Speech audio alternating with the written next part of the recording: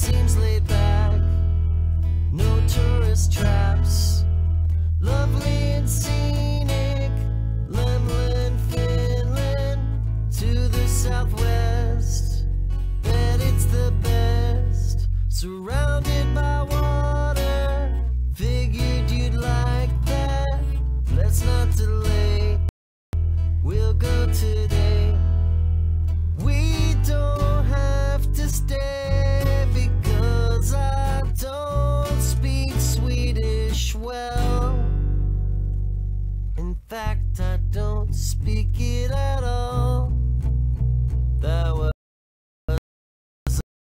so much to squeeze in, but then again that isn't what is on my mind. I am far behind because I find it so much better to unwind. Although there's so much to be done, it could be fun. Do you think there's time for a quick one? The word piles up fast, so many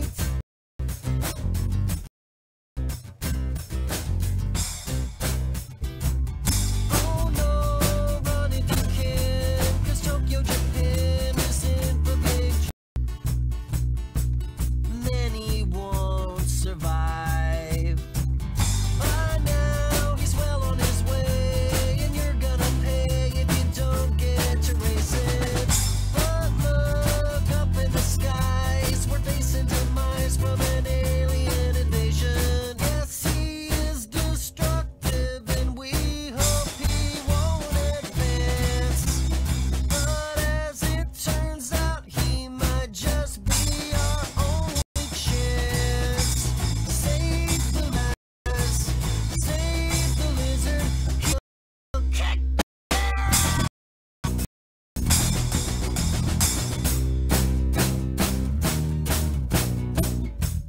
and if we're ever attacked, I bet he'll be back, at least that's what I'm hoping. Yes, he is destructive, partly from gargantuan girth. But as it turns out, you know it could have been much worse. Save the lizard, he will save the earth.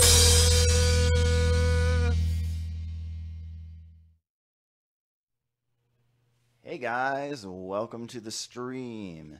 I am Bryce L. Tomlinson, and hopefully, if you see the little arrow down here, like Todd has here, that is the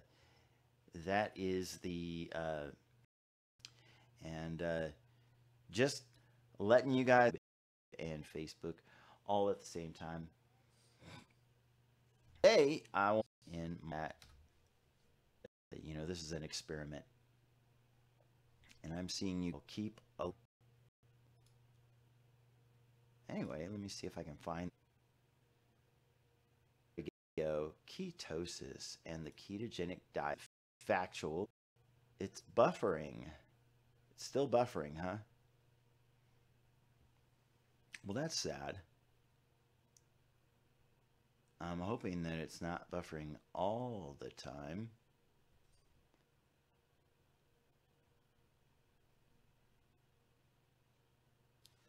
Let's see what we got going on here. And talking about this this article. Let me make sure I'm doing this correctly here.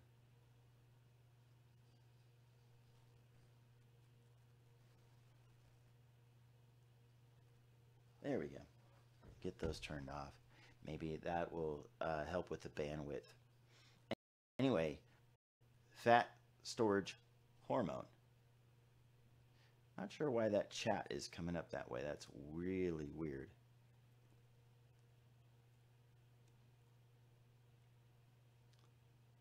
Yeah, there we go.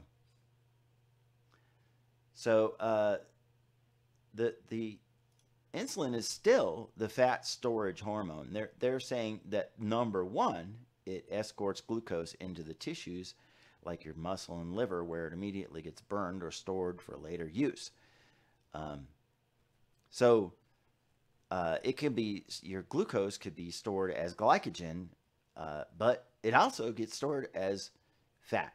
So it is the hormone that tells your body to store fat. And the reason why it tells your body to store fat is because if there's any glucose in the blood at all, you have to store fat before you can burn it, because you can't burn fat at all when insulin is in the blood.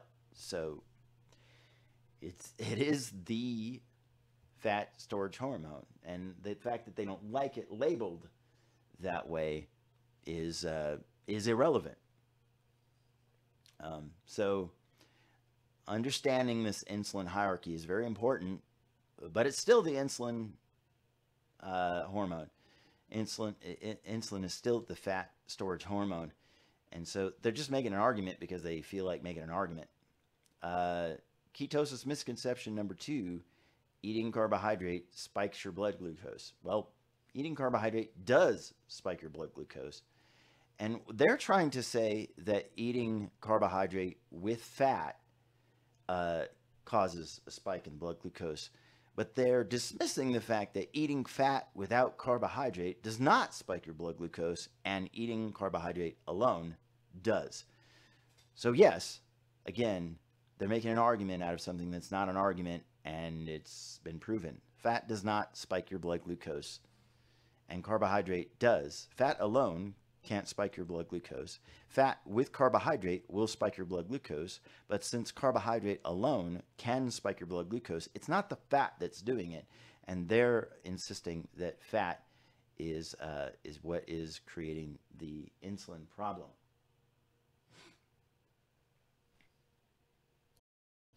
And they're comparing it against a whole food plant-based diet, which is basically the long form of vegan.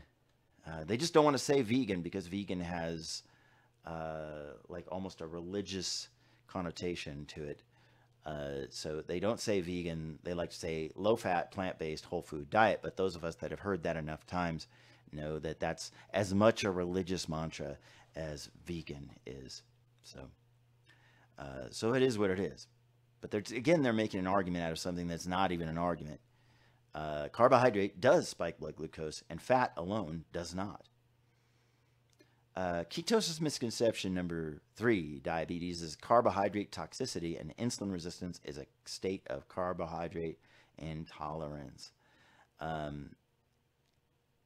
There's no scientific evidence to say that fat causes insulin resistance. They're citing studies here, but in a blog that is, again, on their website, promoting fruit for diabetes, and they're promoting, again, a whole food plant-based diet, which is, of course, not a religion, because it's not vegan, it's whole food plant-based diet. Let's just leave out of the equation the fact that T. Colin Campbell, the man who coined the phrase whole food plant-based diet, is also not a vegan, and he eats meat. So anyway, they're citing studies on their blog, but they're, again, kind of like why the Protestant movement happened, because people decided that they wanted to read the Bible for themselves.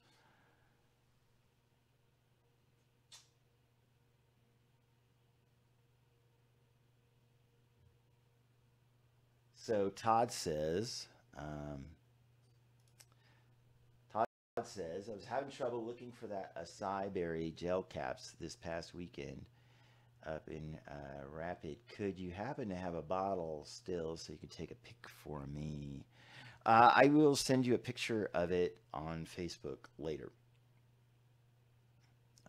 Yeah, I'm having trouble finding them here too. So when we do see them, we sort of like hoard them. I don't find them readily here. But so be's it, right? Anyway, they're talking about, think of insulin as a series of metabolic dominoes. The dominoes are arranged in this order: eat excess dietary fat, greater than 15% of total calories; dysfunctional insulin receptors, as a result of fat, glucose becomes trapped in your blood, resulting in high blood glucose. Not if you're not eating it. Your need for oral medication or insulin increases. That's not true if you're not eating it. And your body will just create the amount of glucose that you have here, that you need. The problem is simple. If you talk about carbohydrate intolerance without talking about fat, you're missing the bigger picture. Insulin resistant is the correct statement is this: insulin resistance is a state of carbohydrate intolerance created by the consumption of excess dietary fat. That's just not scientific at all. Ketosis misconception number 4. Carbohydrate is not an essential nutrient. This is a great one. The ketogenic world is quick to point out that there's no such thing as an essential carbohydrate in contrast to acquired nutrients like essential fatty acids and essential amino acids. And that is true. That's what we like to say. While that is technically true, labeling glucose as a non-essential carbohydrate implies there's no use for glucose in the human body. We didn't say that at all. Your muscle, liver, and other peripheral tissues are capable of oxidizing glucose. Your brain, however, cannot oxidize either amino acids or fatty acids for energy. Wrong.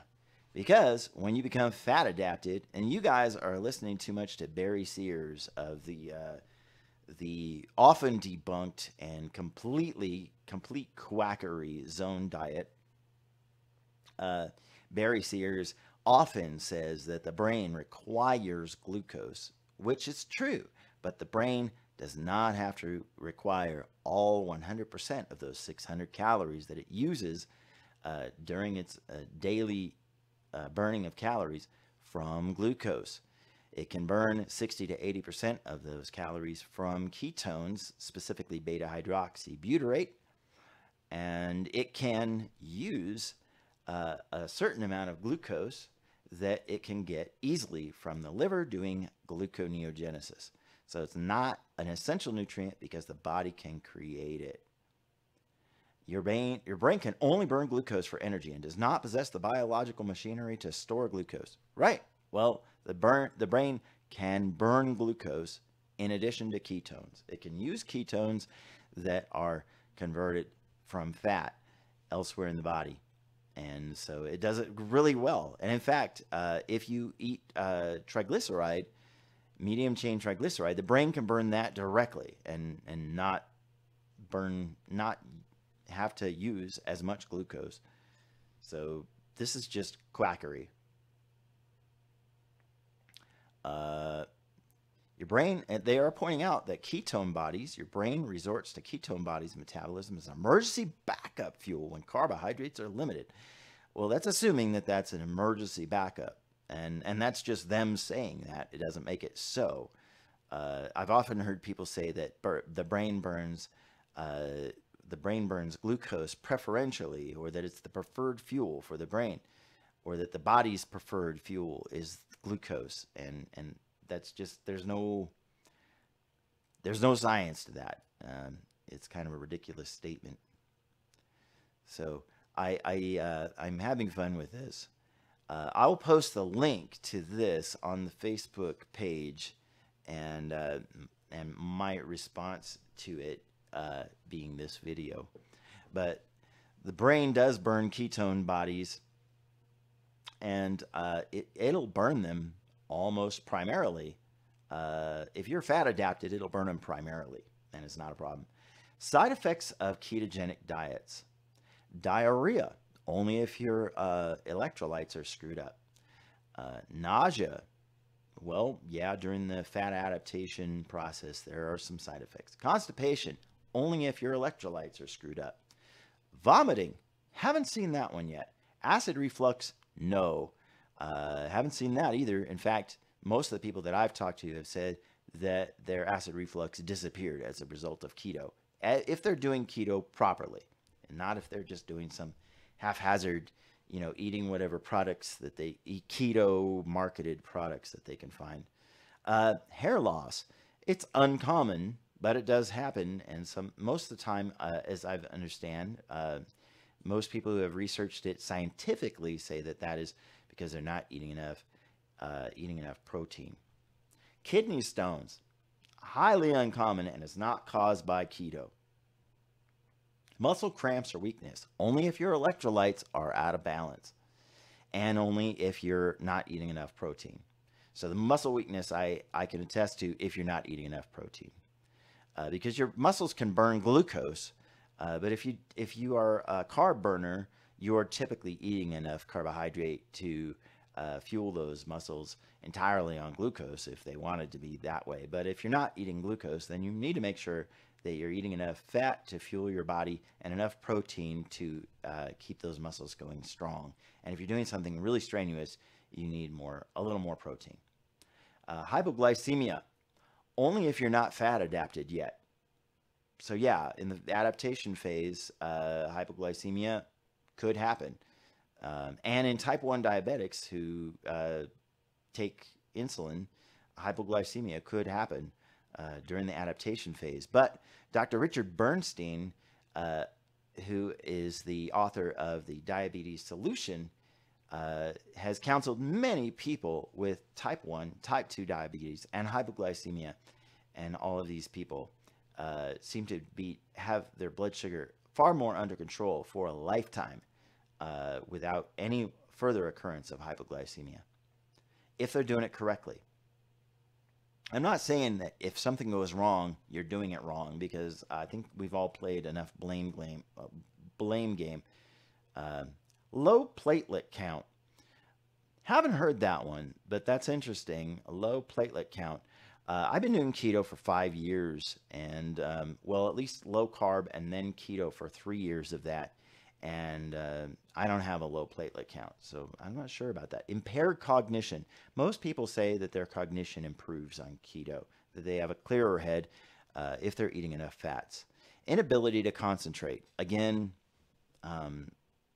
doesn't make sense to me. If you're burning enough fat, fat gives you a clarity of mind that you have yet to witness on a carbohydrate-based diet. Impaired mood. They're just coming up with these. Again, I don't know. Renal tubular acidosis. No, haven't ever heard that, but I'd love to see the evidence of that. Disordered mineral metabolism. Nope. My labs look great. I am metabolizing minerals perfectly. In fact, I need less supplements than I ever did when I was doing a carbohydrate-based diet. Stunted growth in children. Nope, that's just fear-mongering, and Richard Bernstein has counseled many children with type 1 and type 2 diabetes on keto, and they're doing just fine. And a lot of epileptic kids being treated as a last resort with ketogenic diet, and it doesn't make any sense why it's a last resort, but it is.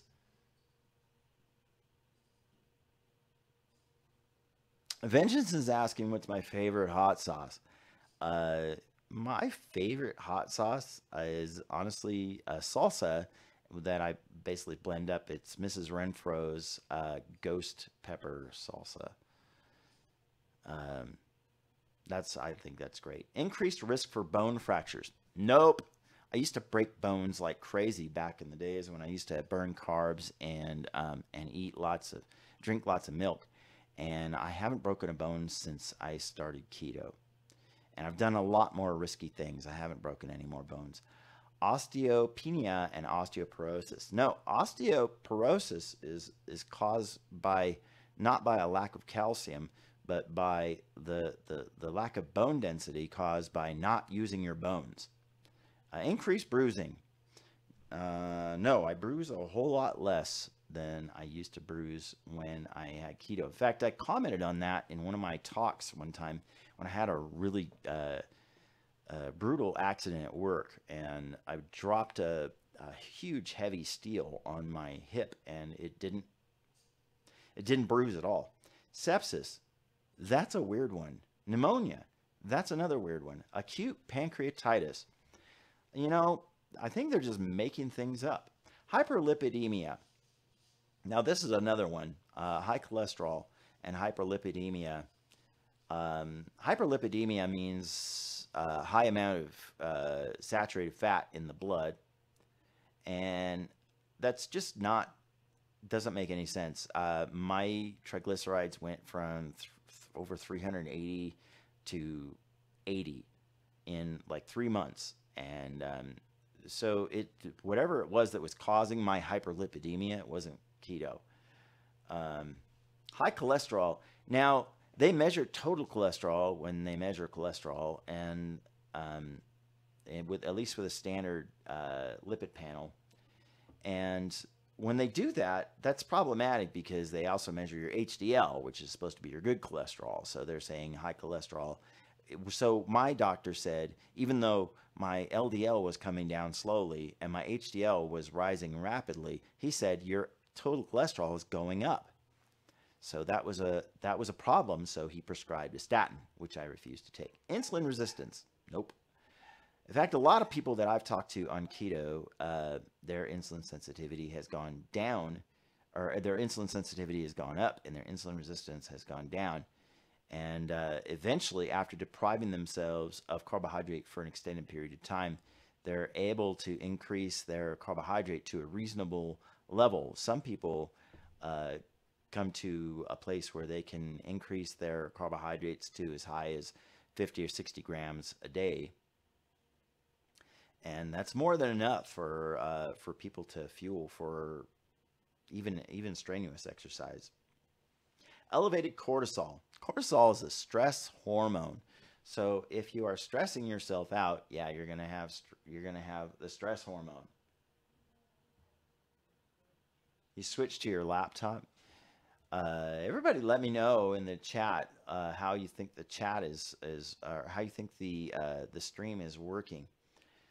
And I also want to put it out there, if you guys have not seen yet, I have put in the link on YouTube, my Patreon account. And if you guys are interested in helping to support this endeavor to be on this crusade, I want to help people for free. I am not here to make money doing this, but I would like for it to be enough to be able to support continuing to do this for free.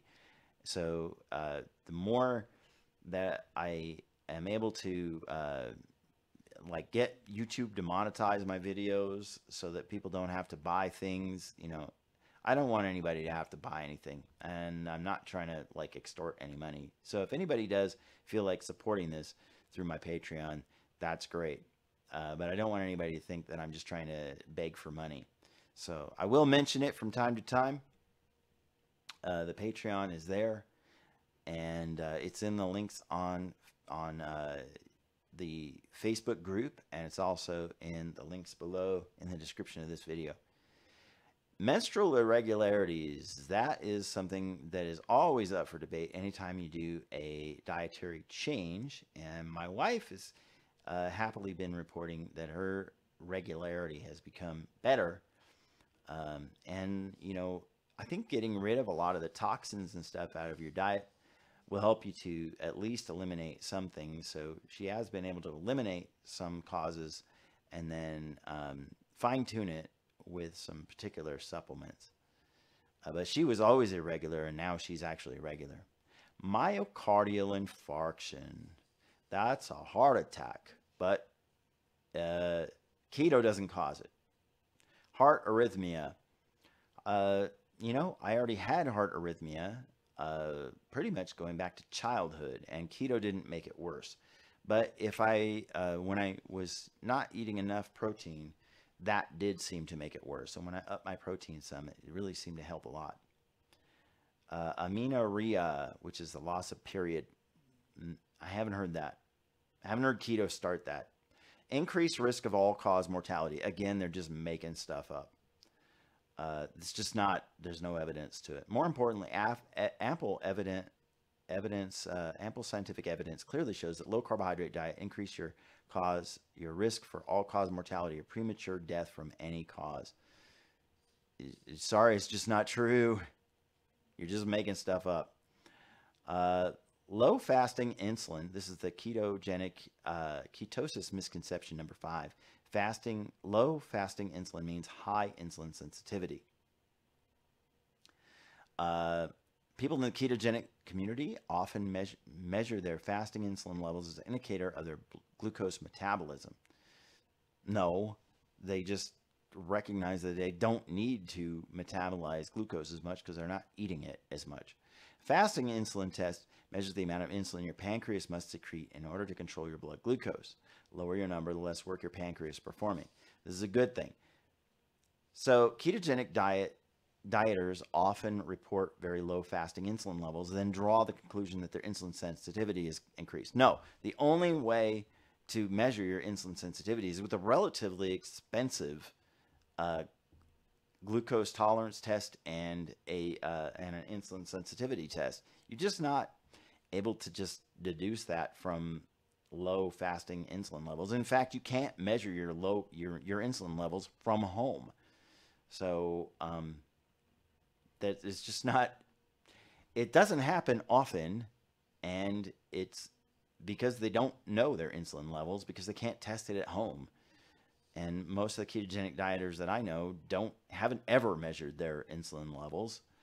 But the one thing that they do know is that if they eat something that does spike their glucose, how fast does it return to normal? So if it returns to normal, then their sensitivity is decent. If it returns to normal in a reasonable amount of time. If it takes all day, then you're not any more insulin sensitive than you were. Now, one of the things that they talk about here is that the only way to actually measure your sensitivity is to utilize a glucose challenge, which is true. So the problem is that they're saying that people on a ketogenic diet have impaired insulin sensitivity. The problem that they're using is that they're taking people whose insulin sensitivity is already damaged, and that's why they started doing keto. If you take and compare them to a person who's not metabolically damaged yet, but in time, given enough carbohydrate and enough time, would become metabolically damaged and insulin resistant, you compare them, they're apples and oranges. You take someone like me and measure my insulin resistance to someone who's not metabolically damaged, it's just not the same thing at all. So anyway, so a lot of these people, they started keto because they were already insulin resistant. So you're measuring them and saying that the keto made them insulin resistant when they're already insulin resistant, and maybe that insulin resistance never gets cured.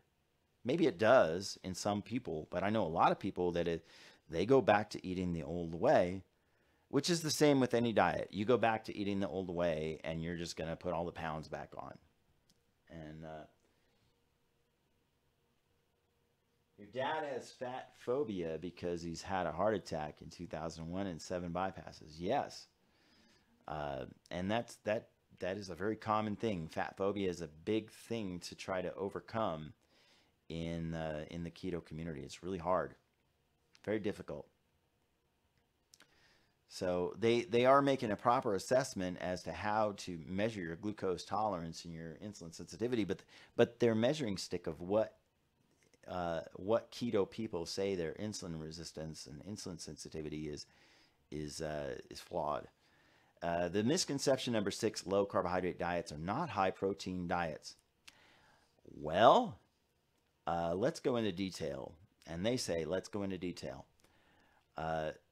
They say that now plant-based advocates argue that anything greater than 15% of total calories increases your risk for chronic disease, whereas animal-based advocates claim that a protein intake as high as 25% does not increase your risk for chronic disease in the long term. Now, they're quoting they're not quoting, but they're using T. Colin Campbell's data, and where he interprets that the protein, high protein, is inflammatory, and the inflammation causes all these health problems. Well, the protein that T. Colin Campbell cited being used is sodium caseinate. And that's casein is widely known as being an inflammatory protein, even among people who love dairy. It's a dairy protein. It is the dairy protein. It's the milk protein, and it is something a lot of people think they're lactose intolerant, and actually they're casein allergic.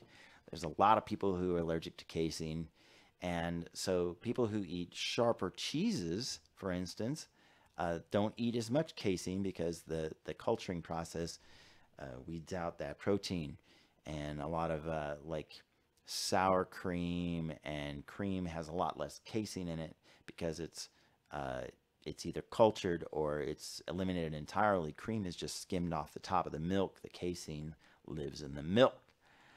And he used casein exclusively as his measuring stick for how protein behaves and how the body responds to it. So whereas a red meat protein is completely different from casein, and it's just not a great way to do that.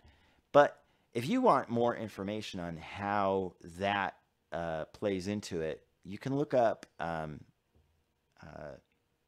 think her name is Denise Minger.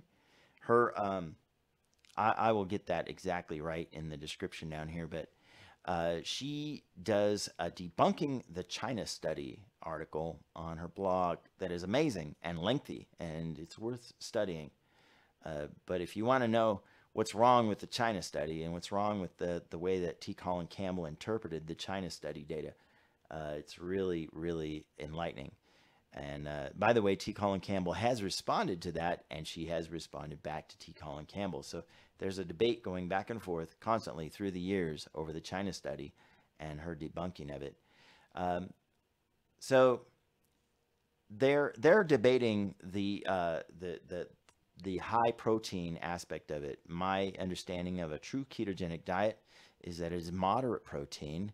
I remember Atkins was really kind of pro protein. And I know that there are some in the ketogenic community that are more high protein, especially in the bodybuilder community. And there's lots of different interpretations of what keto is. I think that it's clinically impossible at this point to say positively what protein is required to keep the body nourished. But it's speculated that somewhere between 0.69 grams and 1 gram of protein per lean pound of body mass is the accepted quantity, but not necessarily scientifically proven quantity that the body needs to maintain healthy tissue. So a lot of registered dietitians and nutritionists would say 0.69 or 1 gram per pound of lean body mass. Except those who are pro-China study and pro-vegan and pro-plant-based whole food diet. Those people generally are promoting a very low protein diet. So he's talking about, and they're talking about in this article how it's going to increase all-cause mortality. Tea is absolutely okay on a keto diet. Tea is great as long as you're not putting sugar in it. Tea and coffee is great. The last one, evidence-based research shows that low-carbohydrate diets are effective. Actually, evidence-based research shows that low-carbohydrate diets are as effective, and in some cases more effective than a low-fat diet. But they're saying that a novel intervention, including individualized nutritional recommendations, reduces hemoglobin A1C level, medication use, and weight in type 2 diabetics. Okay, but a ketogenic diet reduces hemoglobin A1C level, eliminates medication use, and weight in type 2 diabetics. So, and I've seen it over and over. And Dr. Sarah Hallberg is one of those people that prove that. Research the researchers document how 10 weeks of ketosis resulted in an average A1C decrease of 1%, an average weight loss of 7.2, and more than 56% of participants reduced their need for oral medication. These are all great outcomes. The problem is the study was conducted in a small cohort over a short period of time. So they're saying that the evidence is debunkable because there's long-term effects, and they're saying the grim long-term effects. So they have an article here that they link to talking about the grim long-term effects of a low carbohydrate diet. And it's really sad that they use these fear-mongering terms like grim, but it is what it is, right?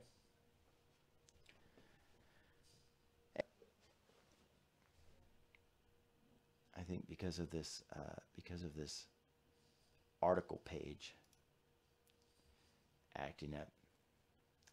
Anyway, you guys, I just wanted to debunk that article because it's hogwash. They're just fear-mongering and making up fake facts. I will be giving away a book here in a little while. In the meantime, the phone number and the Skype address are on the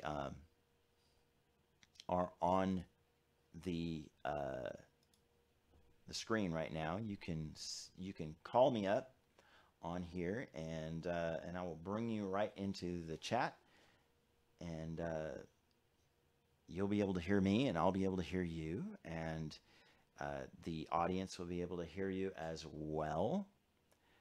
And we can enjoy each other's company and talk about keto and talk about nutrition and fixing your metabolic syndrome. Anyway, I thank you for tuning in, you guys. And I want to give a special shout out to Vengeance for helping to moderate the YouTube side of things. I don't see anybody yet over on Twitch, but I do see a few people have seen this over on the Facebook side. Hopefully we got some people in the group that are tuning in at least. I haven't had anybody come in and chat and ask questions, but you're welcome to ask any kind of questions that you like. So far we've had Vengeance and Todd asking questions, so you're very welcome to join in at any point. And if you're watching the replay of this, that's fine too. You can ask your questions in the comments section below. Absolutely happy to respond that way too. You don't put anything in your coffee or tea. Oh, good for you. I do put, I usually put stevia in my tea. I find that it seems pretty good.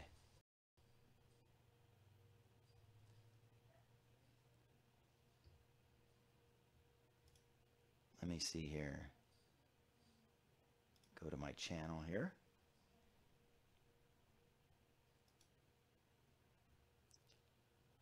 There we go. And yeah, I'm over on the Twitch side now, just checking that out. I'll kind of go back and forth between Facebook and Twitch, and oh yeah, straight black coffee. That's really the best. Excuse me, I'm gonna tone down the microphone.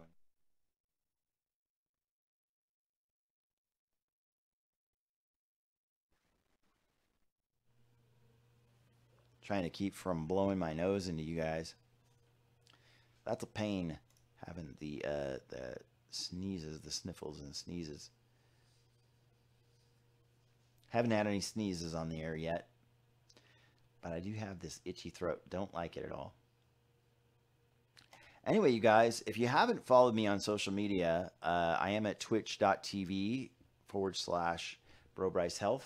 I'm on Twitter as BroBryce. I am on YouTube as BroBryceHealth. And Facebook, the group is called BroBryceHealth as well.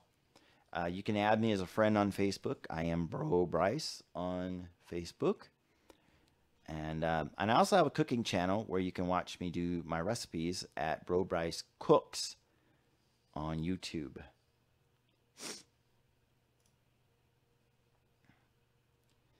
And we're coming up on the quarter of the hour. Again, if anybody wants to join me on Skype or on the phone number that you see down below here on the screen, you're more than welcome to join me here. And that phone number is exclusive to this program, by the way. So we will only have that phone number going live when this program is on. And you guys can join me on that when the program is on. And otherwise, it's not going to be there for voice messages or anything. But if you do want to leave comments and ask questions, I'll be sure to try to bring those back up the next time we do a Q&A. Anyway, thank you for joining me here. It is now 4:42. I'm going to go ahead and open up the book giveaway. And what I have for the book giveaway, for those people who are just watching now, who haven't seen this before, I have the New Atkins for a New You. This is a great way to start out doing a ketogenic nutritional approach. It is written by Dr. Eric Westman, MD, Stephen Finney, MD, and Jeff Volek, PhD. All these guys are doctors who have extensively studied the ketogenic diet. They are gurus in the ketogenic community, and they are a great resource. So be sure to check this out. If you want this book, I will send it to you for free if you are in the U.S. If you're in the U.S., I will send it to you. If you're some other country, you have to come to the U.S., and then I'll mail it to you there. And also, if you want this, I will send this to you free of charge, New Atkins for New You workbook. Now, this is for people who already have the New Atkins for New You book. This is by Colette Hemowitz, and it's basically like a journal thing where you can write down information, regarding what you've eaten, how it makes you feel, all these different things. And so that is a journal tool for people who already have the New Atkins for New You workbook. And then I also have Wheat Belly in paperback and hardback. I will mail you either one of these. Wheat Belly by Dr. William Davis. It talks about why you should not be eating grain, in addition to the obvious fact that these starches turn into blood glucose, which turns into insulin, which eventually turns into insulin resistance, which helps you pack on the pounds, helps you become type 2 diabetic, all those things. People who stop eating grain and stop eating refined carbohydrates typically reverse their diabetes very quickly. So these are available free of charge. I will mail any one of these books to you if you just tell me I'm interested in the book. Now, that is for U.S. residents only, for people who live in the U.S., and I will mail it to you free of charge. If you're in some other country, I will still mail it to you, but you have to come to the U.S. before I'll mail it to you. Right? All right. So come to the U.S. and I'll mail you this book. Any one of these books. Anyway, that is the book giveaway today. And I know Jenna's out there somewhere. I'm not sure if she's able to tune in. I know she works nights sometimes. So I'll be going to see her tomorrow. I got to make sure that I bring that book to her. And I promised I would leave it for her, but I keep forgetting. Anyway, you guys, thank you for joining me. Don't forget to, if you're watching this on YouTube, don't forget to subscribe. Hit that button for the subscribe button, and hit that bell notification icon so you get a notification when I go live. You'll get a notification on your phone if you have the mobile app. You get a notification on your desktop, and that way, anytime I come up with something new, whether I go live or I upload a new video or I just post something in my YouTube status, then you'll get that notification. Also follow me on Twitch, and then that way you'll get emails and notifications when I go live on Twitch. And I do that every, I'm probably just gonna make this a routine where I'm doing this on Sundays instead of on Saturdays. At least until further notice, I'm just gonna do this Sundays at 4 p.m. because it seems that everything else on my schedule seems to be up in the air, but Sundays I have off. So until further notice, this is gonna be Sundays at 4 p.m. And I'm sorry if that eradicates some things from anybody's schedule, but I do appreciate you guys having followed me over here to Sundays when I moved over to Sundays. But it seems that seems to be a permanent fixture because it seems I'm going to be closing at work on Saturdays most nights. And also, yeah, I just saw a thumbs up over there on the Facebook side. Thank you for that. If you're feeling the love, please give this some hearts and some likes on Facebook. Share this with your friends and show it to all of your friends. And Carol, welcome to the chat. And if you have any questions, this is a live Q&A. I'm going to be on here for the next 15 minutes or so. And please make sure that you just ask away. And put those hearts up there on the screen. I love to get those hearts. And share this with your friends. Share this in any kind of keto groups that you're in. I always post things in the BroBryceHealth group publicly so they can be publicly shared on any group or anybody's page or anybody's feed or as a private message to anyone. Anyone can view this whether they're logged in or not. Great. Feel free to call or Skype if you wish to join in the conversation here. Sherry, day one. How are you feeling, Sherry? I understand you and Andy started out keto today. I am so happy I'm really happy. You have no idea. I'm so happy to see you guys giving it a shot. And I really hope that this goes well for you. If you have any questions, and if you have any symptoms of keto flu, I know my way around some keto flu. So if you're having crazy symptoms as a result of keto, there are usually some primary causes for it, which I kind of got into a little earlier on the stream. If you want to watch that earlier part where I was debunking the debunking of the ketogenic diet, feel free. I go into electrolyte imbalance, and I talk a little bit about that in the pinned post on my BroBryceHealth group as well. If you're not a member of the BroBryceHealth group, please check it out and look at the pinned post. And at the bottom of it, I talk about the electrolytes that I take. And even though my electrolytes are balanced, if I get muscle cramps, I know that that's going to be magnesium or potassium shortage. And whereas some people would go to like a banana, I go to like an avocado, or I go to some no salt for potassium.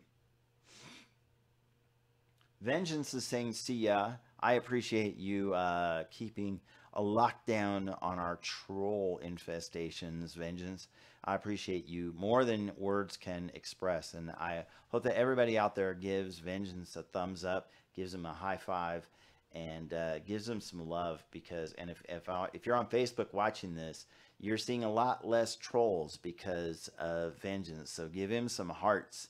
Click that heart button and give Vengeance some hearts for keeping an eye on the YouTube side and keeping the obscenities from the trolls down to a minimum.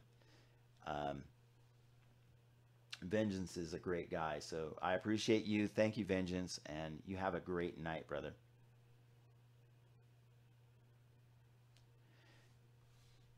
And anybody watching this, if you're watching or you're just listening in the background, you can call 775-319-6307. That is a phone number that's exclusively dedicated to the BroBryceHealth live streams. So if you are looking to call in, and I will bring you right up here on the audio so the streamers can listen to you as well. And if you're a troll, I'll just bring you down and say see ya. Anyway, you guys, thank you for watching. Sherry, I am curious if you have any questions or issues regarding your first day on keto.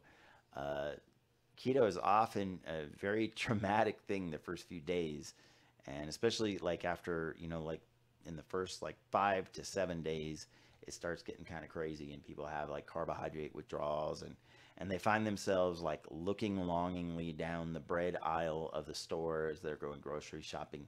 So I would like to help people keep that to a minimum, and as much as possible, I'd love to counsel you through that. I am not a medical doctor, can't give medical advice, but I can share my inspiration and my research that I've done personally. I've done lots and lots of research.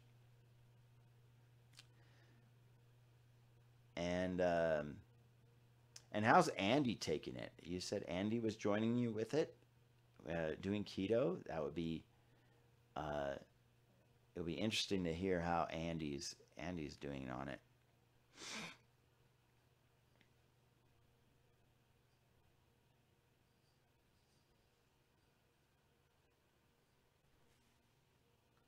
Sugar cravings, yeah, sugar cravings are the beast. And how I beat the sugar cravings. In the beginning, I did a lot of fat bombs and stuff like that. Added some sweeteners and did paleo for a while. And you've been gluten-free for a couple of years. That's good. Andy's type 2 diabetic. So, hey, keto is just perfect for type 2 diabetes. And if you're friends with Dave Rosenboom at church, Dave is really kind of, he's like a me up there in Portland. Yeah, I would be surprised if Andy was following the food list, if he's doing it by the book, and if Andy was actually following protocol, and he didn't reverse his diabetes, I'd be surprised if it didn't happen. But yeah, I'd be thrilled too, and I am thrilled that he's doing it, because diabetes, type 2 diabetes, just needs to be eradicated. It's an unnecessary disease that is a symptom of the actual disease, which is insulin resistance. And the easy fix for insulin resistance is to get insulin out of the equation, and that is by getting carbohydrate mostly out of the equation. So yeah, it's a great thing that Andy is on board, and I know it's going to help you as well. And you can feel free to get in contact with me anytime and ask me any questions. I'm always up for answering questions. These live streams is like a public forum to basically generate consciousness for this. But the truth is, if anybody private messages me on Facebook, I am generally more than willing to help people out as much as I can. How can he maintain his weight? He actually needs to gain a few back. He's backwards that way. Well, Sherry, we'll say that, a lot of people say that I'm skinny, but my body is just losing weight as it needs to. If I have excess fat, it's just going to lose it. And if people say that I'm too skinny, I grew up relatively skinny, and my mom always wanted me to gain more weight. Well, then I gained a lot of weight, and then I kept on gaining weight. So, each person has their ideal weight. If you had a meter to actually check his body fat percentage, I think you'd find that it's possible that he could be at his ideal weight, and just everybody thinks he's too skinny. And that's what people think about me, is that I'm too skinny. But truth is, my lean body mass is around 143 pounds. Well, I'm 168 pounds. So I'm somewhere in the realm of actually very, very healthy body fat percentage. And I think keto is probably going to just keep him storing fat when he's supposed to and burning fat when he's supposed to. So putting on body mass, it'd just be a matter of if you're going to put on more body mass, you need to do more strenuous resistance type exercise and take in a little more protein to supply that, if that's what you feel like your body image. But if you're not doing this about body image, like for me, I'm not doing this about body image. I'm just doing it for my health. So if someone just thinks I look too skinny, I don't really take that into account. Carol says, I'm doing keto to help with my autoimmune disease. Sick of being sick. You know what? I love you for that.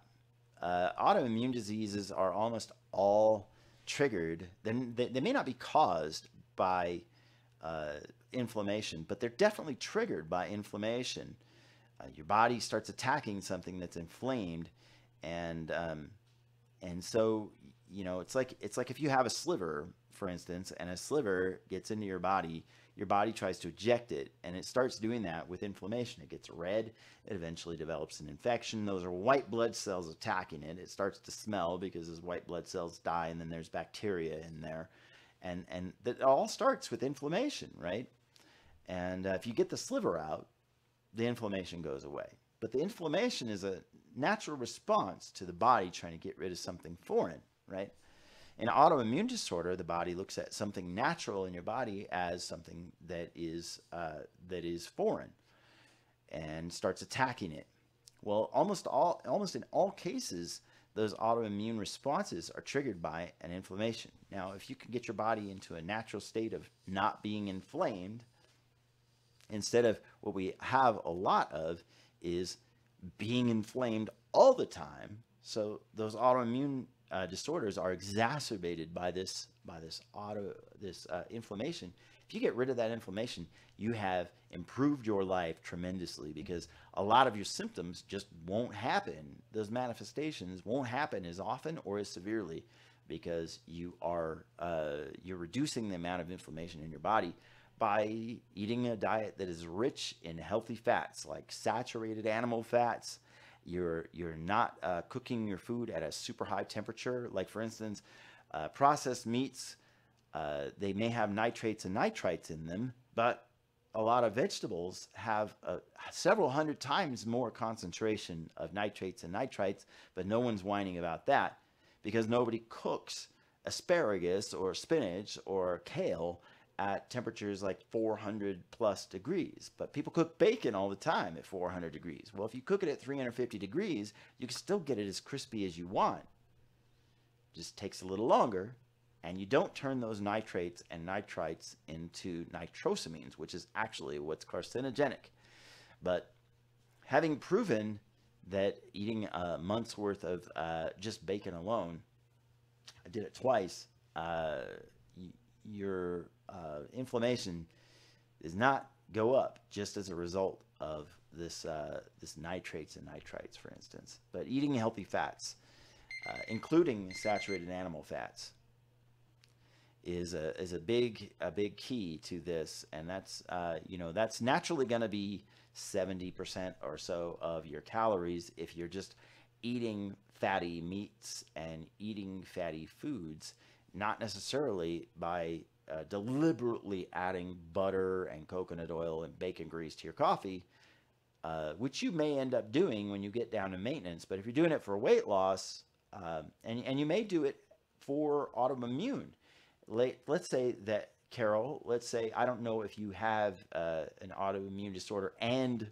a lot of weight to lose, but if you don't have a lot of weight to lose, then there's no reason why you wouldn't add a little bit of fat if you're on maintenance level with your weight loss journey. Maybe you didn't have a weight loss journey, but saturated fat has an anti-inflammatory effect, or at the very least has a lack of an inflammatory effect, a soothing effect on your body. And it seems that as was said, the founder of the Framingham study, one of the biggest studies on lipidology, said the more saturated fat one ate, the less blood serum cholesterol they had, and which is an indicator of a lack of an inflammatory state.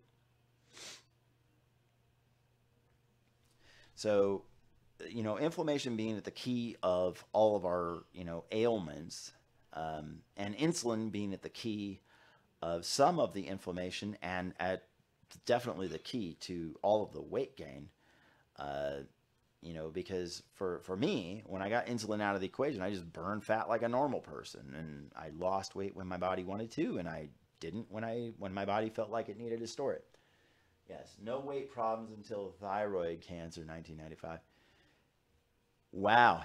So Carol, I know you're familiar with Dr. Berry. Dr. Ken Berry has a series of videos on thyroid, and I really want you to check those out, because he really, especially that live one that he did with his wife, I think that's really important. That thyroid thing was extremely enlightening for me.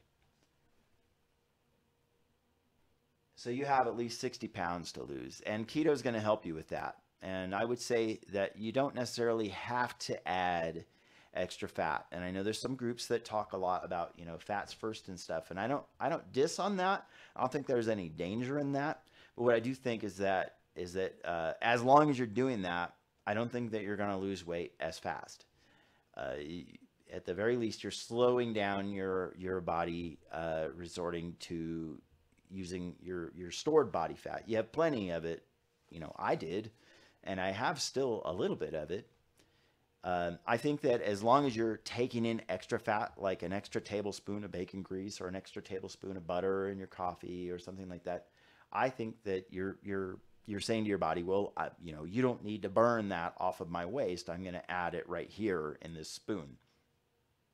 But the minute that you stop adding that, your body will just say, okay, fine, I'll eat it from over here instead. Your body is eating fat, whether you give it to yourself with your mouth hole, or if you're just taking it off of the back of your shoulder blades. Like I used to have like these big rolls of gelatinous fat on the back of my head.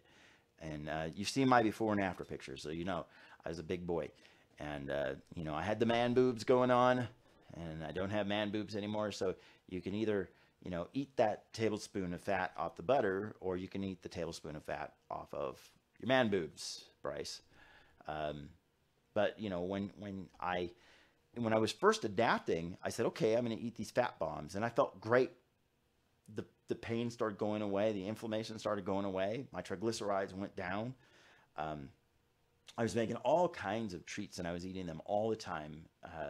Keto treats and stuff. But I think that more and more as your taste adapts, because your brain associates sugar with that high that it gets, that thing that it thinks it needs, and it tries to trick you into eating sugar. But when you eat things like stevia and erythritol that don't spike your blood glucose and don't spike your insulin, and your brain isn't getting the carbohydrate that it thinks it needs, the glucose that it thinks it needs, it stops associating that sweet taste with that. Now, you may still have a psychological link, which undoubtedly most of us have, and I had it for a while. Cherry cheese Danish, I could eat a hole right through that whole section of the store.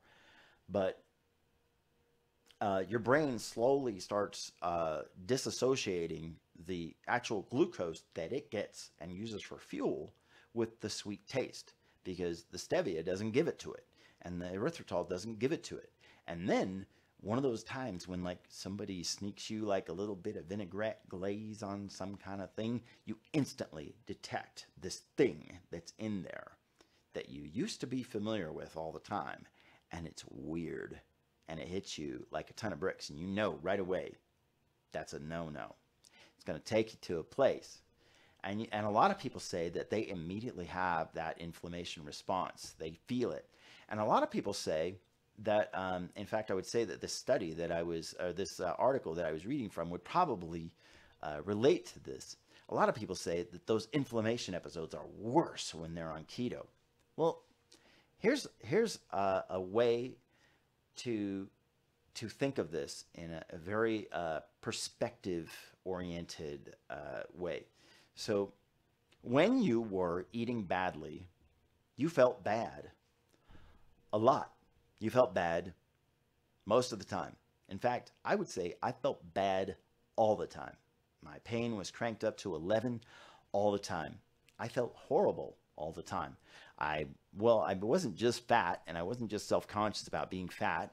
And to be honest, my first weight loss goal was just to be able to tie my shoes without being out of breath from bending over this huge belly that I had. That was my first weight loss goal. Honestly, that's what I said. You know, people said, how much weight do you want to lose? I said, I want to tie my shoes without being out of breath. But I felt miserable all the time. I was in pain, inflamed. My ankles are swollen and all of this stuff. I felt miserable all the time. So if I felt a little worse one day than I did the day before, I don't feel it that much. But when you're doing keto or you're eating, you know, let's just say any kind of a good, healthy eating plan for you, okay? Let's just not make it exclusive to keto. But you start eating better, let's be honest and say that you will notice it more when you feel bad.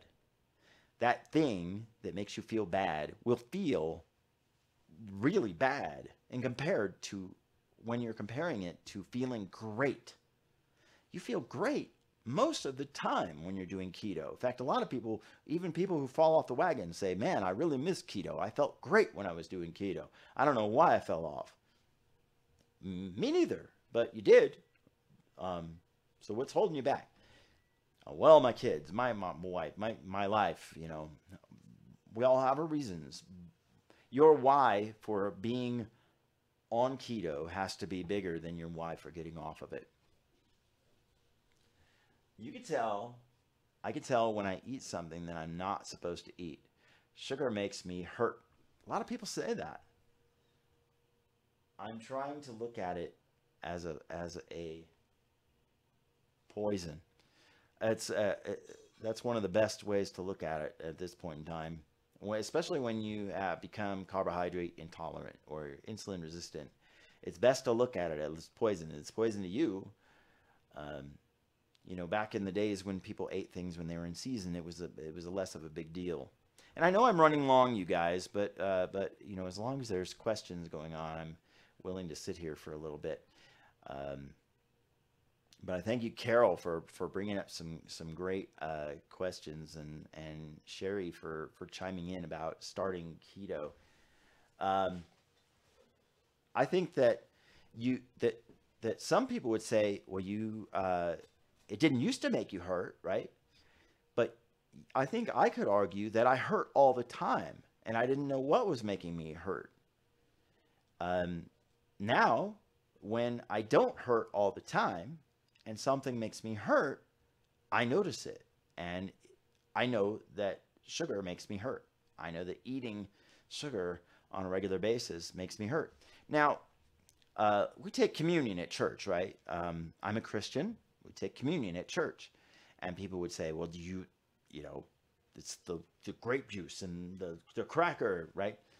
You know, I know for some people, that would be enough to send them like into an autoimmune or inflammation overload.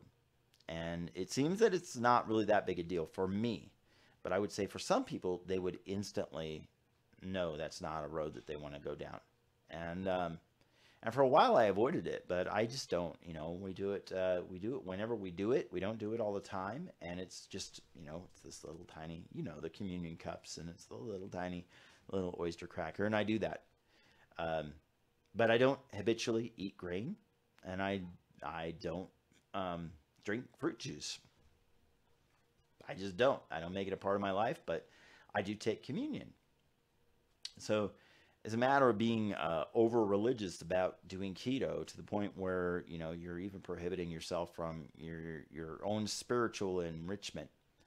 And but I would say that if your spiritual enrichment comes from eating a package of cherry strudel, you might want to look for another religion, right? Anyway, you guys, I thank you for joining me. It is 5:10, so I am going to go ahead and close up the chat.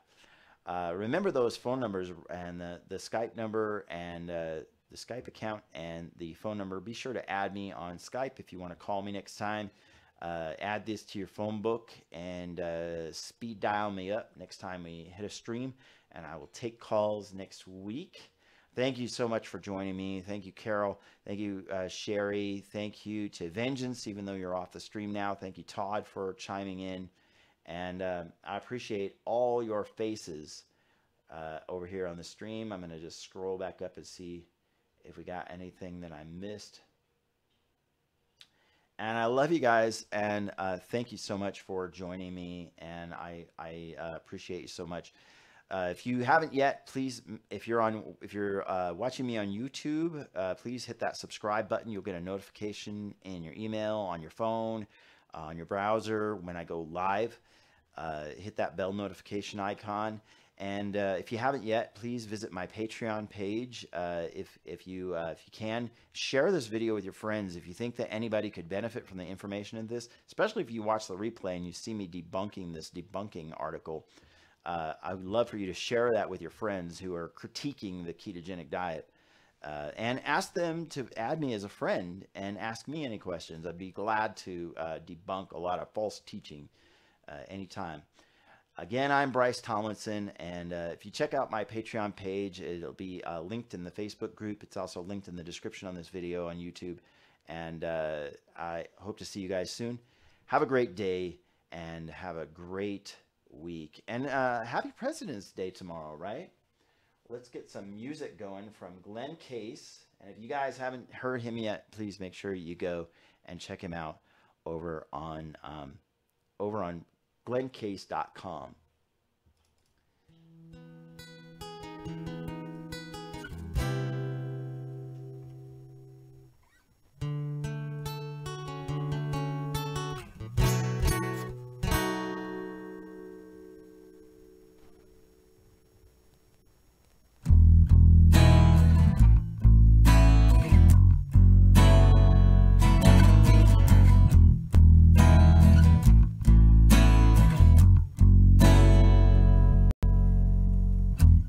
It seems to me I could do without you, but